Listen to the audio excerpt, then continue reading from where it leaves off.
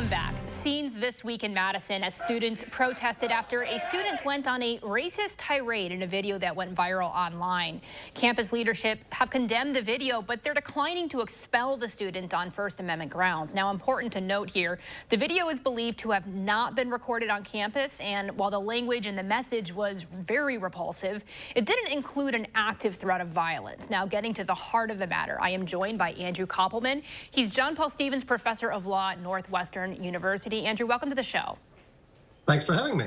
So I want to get into it. Your expertise in constitutional law comes into play here. The university has said, you know, this is a matter of free speech and therefore they can't expel. Do you think there's any wiggle room in that interpretation?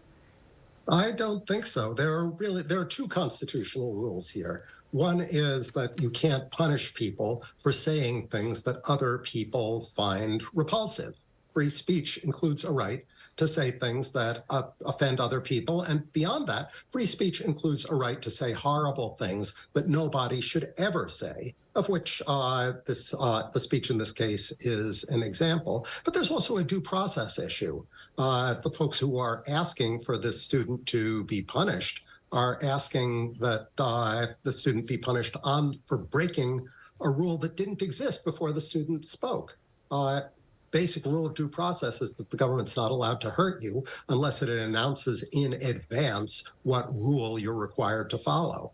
That's not available here either. The student didn't break any pre-existing rule. The student just said something that other students thought was horrible, and that was, in fact, horrible.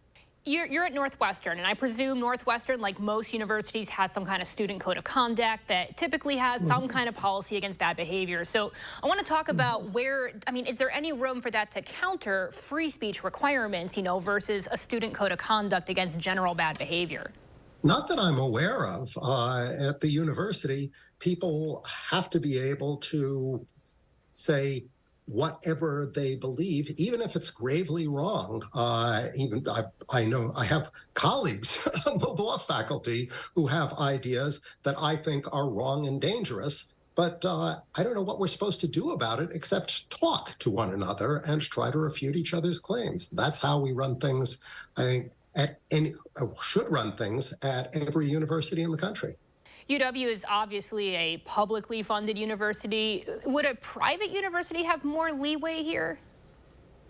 Yes, a private university could adopt any rules at all. There have been religious universities that have separated faculty for deviating from the theological line that the school has. They can have student codes of conduct that punish people for conduct that is legally protected. On the other hand, even at those places, there's an announcement in advance of what it is that is forbidden. There isn't a general power, at least at most schools, to expel anybody for any reason that the leadership likes.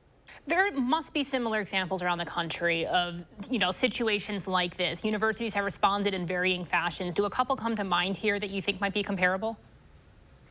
I can't think of any case exactly like this where thousands of people have turned out demanding that one student be arbitrarily expelled.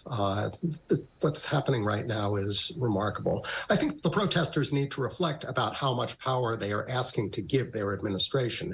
If this student can be expelled, then any student can be expelled for displeasing the administration. If this student can be expelled, then the students who've organized this protest could be expelled because the university decides that it doesn't like them either.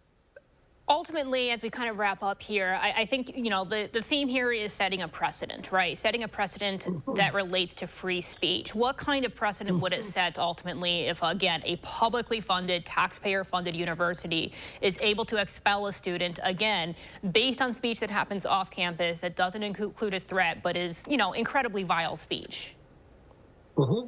Well, it's hard to begin which rules you'd have to throw away. You'd have to throw away due process law because generally the government's not allowed to hurt you without giving you a hearing and letting you know in advance what it is that you're supposed to do and not do. It would violate free speech. So we'd have to throw out free speech law because generally you can't punish people for saying things that are repulsive. So, you'd have to do a lot of damage in order to expel this person. And I can confidently say the courts wouldn't tolerate it. And that's why the university is not willing to do it, because they understand that they'd be breaking the law. Professor, thank you so much for sharing your expertise. Anything you would add?